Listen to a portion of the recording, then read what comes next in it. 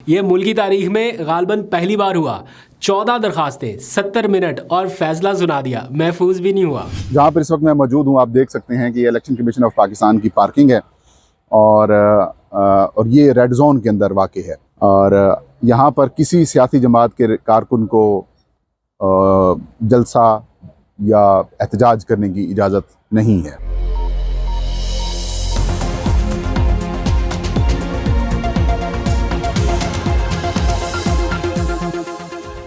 बिस्मिल्लाहिर्रहमानिर्रहीम, अस्सलाम वालेकुम। पाकिस्तान और दुनिया भर में देखने और सुनने वालों को अब्दुल कादिर का सलाम।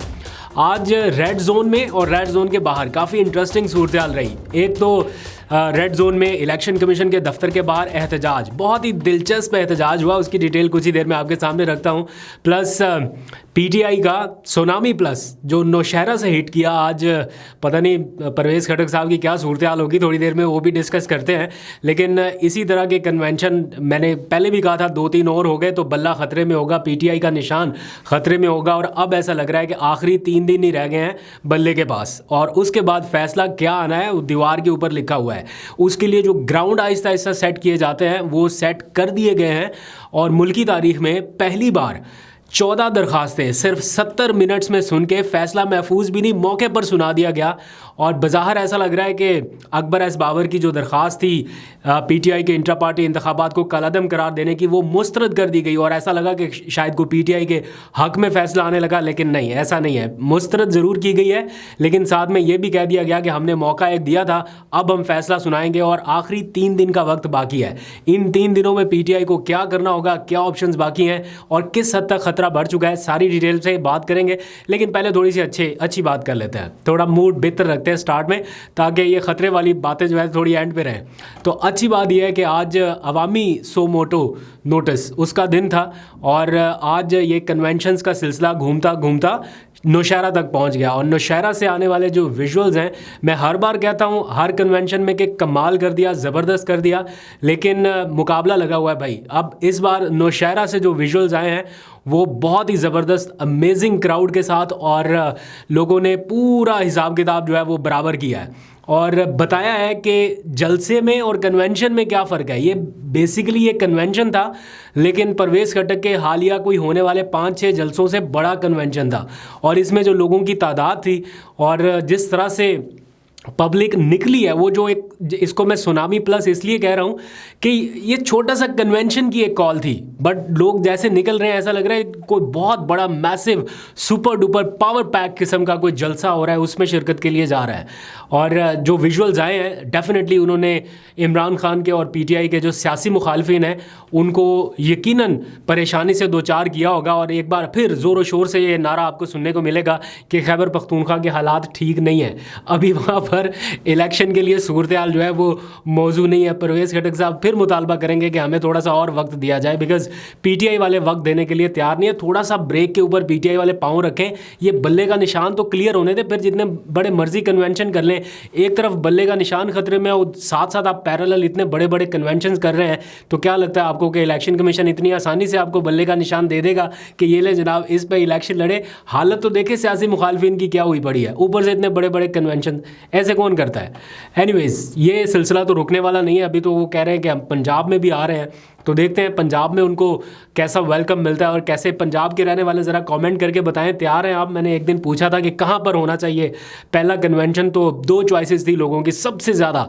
एक तो लोग कह रहे हैं कि लाहौर में, और दूसरा लोग कह रहे हैं कि मियाँ वाली में जो इमरान खान की नशिस्त है वहाँ पर पहला कन्वेंशन होना चाहिए। तो लेट्स सी कहाँ पर होता है, कब होता है। शेड्यूल तो फाइनलाइज हो रहे हैं, आपको अपडेट करूंगा। आगे बढ़ते हैं, बड़ी ड्रामाई सूरत हाल, बड़ी दिलचस्प सूरत हाल, उसके ऊपर थोड़ी सी बात करते हैं, बल्कि थोड़ा सा पोस्टमार्टम करते हैं। जब भी कोई एहतजाज होता है कहीं पे या कोई इस किस्म की सूरत हाल होती है, हमें पता होता है कि ये एहतजाज होने लगा है, ऑलरेडी इनविटेशन होते हैं, पता होता है कि ये पार्टी कर रही है या ये लोग कर रहे हैं। बट अचानक से जब कहीं पे एहतजाज शुरू हो जाए और लोग भी पहचानने में ना आ रहा हूँ कि यार ये तो पीटीआई के लोग ही नहीं है, कहीं पे देखे नहीं है, बिकॉज आजकल की जो भी सिचुएशन है पीटीआई के लिए जितना भी मुश्किल और टफ वक्त है, बट स्टिल मैं कहता हूँ पीटीआई का जो जेन्युइन वोटर है वो पार्टी के फैसले के साथ खड़ा है। वो कभी भी बाहर निकल के इस तरह से एहतजाज नहीं करेगा कि जनाब देखे देखे पार्टी के लिए ये फैसला ठीक नहीं हुआ या ये इंट्रा पार्टी इंतखाबात ख़राब हो गए तो पता नहीं क्या हो गया। पहले तो मैं ज़रा आपको अंदर की कार्रवाई की सूरत हाल बताता हूँ, फिर जो आज एहतजाज हुआ ना उसके बारे में भी बात करते हैं। ये पीटीआई के इंट्रा पार्टी इंतखाबात के हवाले से जब से ये इंतखाबात हुए हैं कोई 1 नहीं 2 नहीं 5 नहीं 10 नहीं 14 दरखास्तें मुख्तलिफ लोगों ने जमा करा दी इलेक्शन कमीशन में कि देखें जनाब ये इंट्रा पार्टी इंतखाबात ठीक नहीं हुए। मैं यहाँ पर क्लियर कर दूँ कि इंट्रा पार्टी इंतखाबात किसी भी पार्टी का इंटरनल मैटर होता है, उसकी वजह से कोई भी फरीक बराह रास्त मुतासिर नहीं होता। अगर नून लीग वाले एहतजाज करें या पीपल्स पार्टी वाले एहतजाज करें तो उनका एहतजाज करना इसलिए बनता नहीं है कि इस फैसले से किसी को कोई फ़र्क नहीं पड़ता, ये खालिस्तान पार्टी का अंदरूनी मामला है। लेकिन स्टिल एहतजाज शुरू हो गए, फिर ये दरखास्तें आ गई। 14 दरखास्तें इलेक्शन कमीशन के पास पहुंची। अमूमन ये होता है कि दरखास्तों के ऊपर वो रखी रहते हैं, फिर कभी जाके उसके ऊपर टेकअप होती हैं, फिर मामलात आगे बढ़ते हैं, फ़ैसले महफूज होते हैं कि ये दरख्वास्त काबिल समात है भी या नहीं है।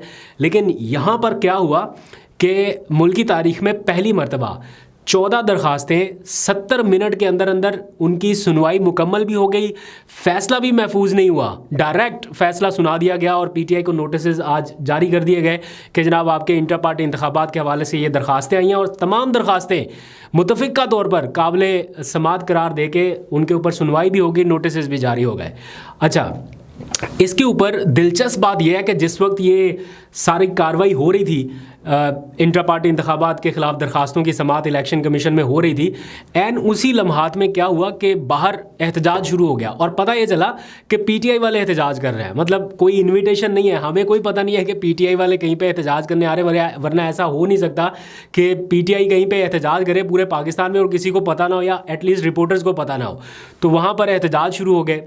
अच्छा, एहतजाज में 2-3 चीज़ें जो आपने सोशल मीडिया के ऊपर भी देख ली होंगी, ऑब्ज़र्व कर ली होंगी, लेकिन 2-3 चीज़ें और। जब किसी मखसूस किस्म के एहतजाज को मखसूस किस्म के जर्नलिस्ट कम्युनिटी, सहाफ़ी लोग, सीनियर एंकर्स मखसूस किस्म के वो उसको डिसमिनेट करना शुरू कर दें या उसके ऊपर बताना शुरू, आगे पीछे तो आपने कभी पीटीआई के प्रोटेस्ट को कवरेज नहीं दी। आगे पीछे तो आप कहते हैं कि जनाब ये जत्था निकल आया, पीटीआई के एहतजाज को आप इस तरह कह के प्रिटेंड करते हैं। आज आप बड़ा एहतजाज को कवरेज दे रहे हैं कि पीटीआई के लोग एहतजाज के लिए निकल आए, ये इनका हक है। अच्छा, जो एहतजाज करने आए हैं वो कह रहे हैं कि हम तो मुस्लिम लीग नून के हैं, हमें तो तारिक फजल चौधरी ने भेजा है। अगर बिल फर्ज पीटीआई के लोग भी थे, एक लम्हे के लिए मान भी लें, तो रोका किसने, क्यों नहीं? पीटीआई के लोगों को तो रेड जोन में एंटर नहीं होने दे रहे आजकल। पीटीआई के लोगों का तो नाम सुनते ही दफ़ा 144 की ट्वीटें आना शुरू हो जाती हैं कि रेड जोन में दफ़ा 144 नाफिज है, कोई भी खिलाफ वर्जी करने की कोशिश ना करे। और मुझे ये बताएं कि अभी तक ये जितने लोग आए जिन्होंने प्रोटेस्ट किया, क्या किसी के ऊपर भी कोई एफआईआर दर्ज हुई? अगर पीटीआई के होते तो अब तक तो एफआईआर दर्ज हो चुकी होती। अब तक तो एफआईआर में नाम और नामालूमों के भी नाम और पता नहीं क्या क्या सारा कुछ आ जाता ऑन रिकॉर्ड। तो अगर एफआईआर भी दर्ज नहीं हुई, किसी ने रोका भी नहीं और मखसूस सहाफ़ी इसको नशर भी कर रहे हैं कि देखें जनाब ये पीटीआई के लोग प्रोटेस्ट, और पीटीआई उसको क्लेम ही नहीं कर रही। पीटीआई कह रही कि ये हमारा प्रोटेस्ट है ही नहीं। और जो लोग वहाँ पर आए हुए हैं उनको ये भी नहीं पता कि वो एहतजाज क्यों कर रहे हैं। वो जो चंद यूट्यूबर्स वहाँ पे पहुँचे हुए थे उन्होंने पूछा ना कि किस लिए एहतजाज कर रहे हैं, वो कह रहे ये जी जो इलेक्शन हुए, किस चीज़ के इलेक्शन हुए, ये जो मुकामी इलेक्शन हुए। मुकामी इलेक्शन कौन से हुए? ये जो पीटीआई के लोगों ने अपने इलेक्शन कराए। भाई इंट्रा पार्टी इलेक्शन का भी नहीं पता कि ये इंट्रा पार्टी इलेक्शन हुए, उसके खिलाफ एहतजाज है। बस जनाब वो कह रहे हैं हमें तारिक फजल चौधरी ने भेज दिया तो हम आ गए, तो फिर ये सारा सीन वहाँ पर हुआ। तो बड़ी दिलचस्प सूरत हाल है। इस तरह से ना नैरेटिव बनने हैं ना बनते हैं, इस तरह से और ज़्यादा जो आप एक्सपोज हो जाते हैं कि देखें आप किस किस्म की चीज़ कर रहे हैं और कोई ख़तरा नहीं है, कोई बाहर कोई लाठीचार्ज नहीं है, कोई शैलिंग नहीं है, कोई किसी की गिरफ्तारी नहीं है। तो इतनी आसानी से पीटीआई के लोग अगर एहतजाज कर लेते तो क्या ही बात है। अभी तक इमरान खान समेत पीटीआई के पता नहीं कितने लोग इलेक्शन कमीशन के बाहर होने वाले एहतजाज की वजह से एफआईआर्स भुगत रहे हैं, दहशतगर्दी के मुकदमात उनके ऊपर हुए हैं। अभी तक एट द मोमेंट भी जब मैं आपसे बात कर रहा हूँ तो आज वाले एहतजाज के खिलाफ किसने एफआईआर दर्ज की? तो ये सारी सिचुएशन है। एनीवेज आगे बढ़ते हैं। अब इलेक्शन कमीशन ने पीटीआई को नोटिस तो जारी कर दिया कि जनाब 12 दिसंबर को अब इसकी बाकायदा समाअत होनी है और समझ लें कि 2-3 दिन ही रह गए हैं और दीवार के ऊपर लिखा नज़र आ रहा है कि क्या फ़ैसला हो सकता है। मुझे तो बिल्कुल ऐसा लगता ही नहीं है कि कोई इलेक्शन कमीशन ये डिसीजन दे दे कि जनाब इनका इलेक्शन बिल्कुल ठीक हो गया और हम बल्ले का निशान इनका बहाल तस्वुर करते हैं। ऑल दो के बल्ले के निशान के बगैर इलेक्शन की क्रेडिबिलिटी सिफर है।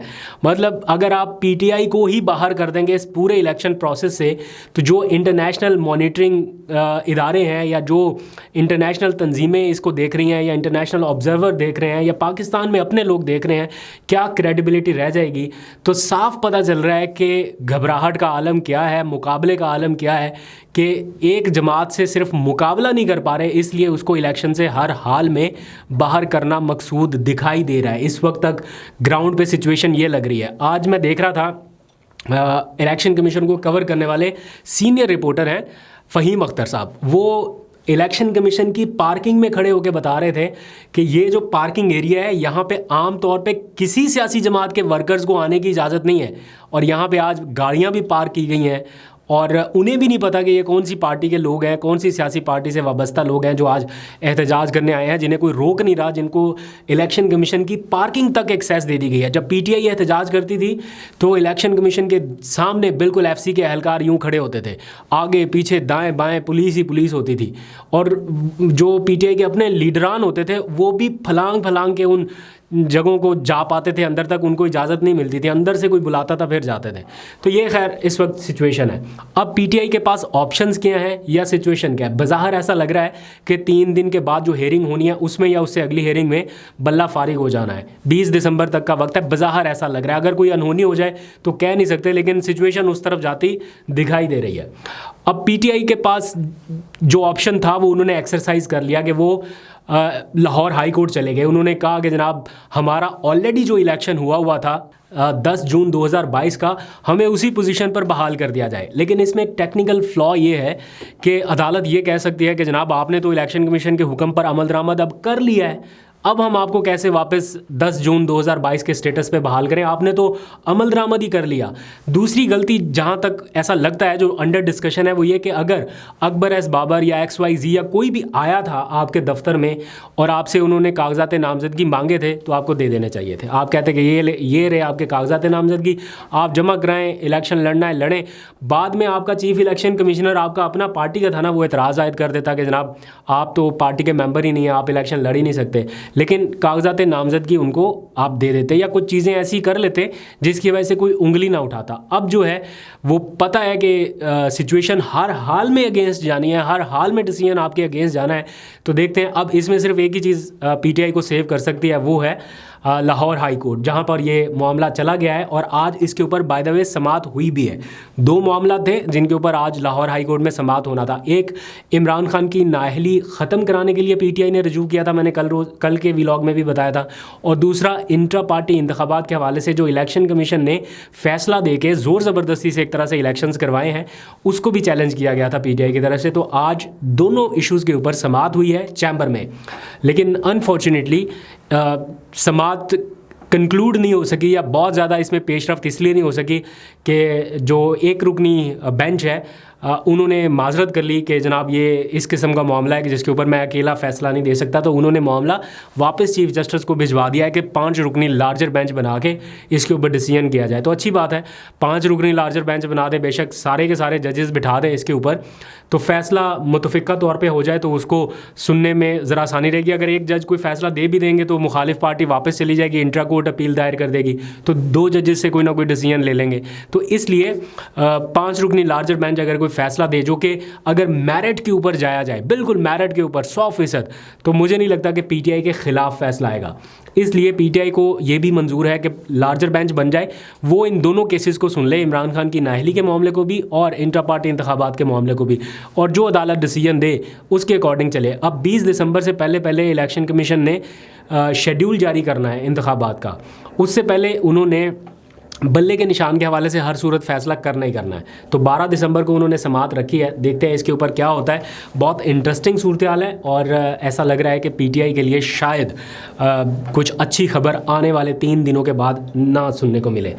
बहरहाल जो भी होगा आपको अपडेट करता रहूँगा। जाते जाते एक आखिरी खबर ये कि पीटीआई के जो साबिक वज़ीर ख़ज़ाना थे शौकत तरीन, आज उन्होंने भी पार्टी को छोड़ दिया है। सेनेट की नशिस्त से भी इस्तीफ़ा दे रहे हैं और पार्टी को भी खैराबाद कह रहे हैं, क्योंकि उन्हें लगता है कि इन हालात में या उम्र के इस हिस्से में वो ये सब कुछ जो बर्दाश्त कर रहे हैं, ज़ाहिर बात है उनके ऊपर गद्दारी के मुकदमात हैं, उनके ऊपर बगावत के मुकदमात हैं, तो वो नहीं फेस करना चाहते। तो इसलिए वो तमाम मुकदमात से जान छुड़ाने का, तमाम इन कानूनी पेचीदगियों से जान छुड़ाने का एक वाहिद आसान सस्ता टिकाऊ तरीका ये है कि पीटीआई को छोड़ दिया जाए।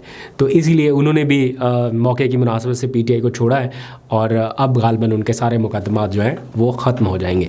आगे जो भी फर्दर अपडेट होगी आपको बताता रहूँगा। आपकी क्या राय है कमेंट सेक्शन में ज़रूर बताइए। अभी तक के लिए इतना ही, अपना बहुत सा ख्याल रखिए। अल्लाह हाफ़िज़।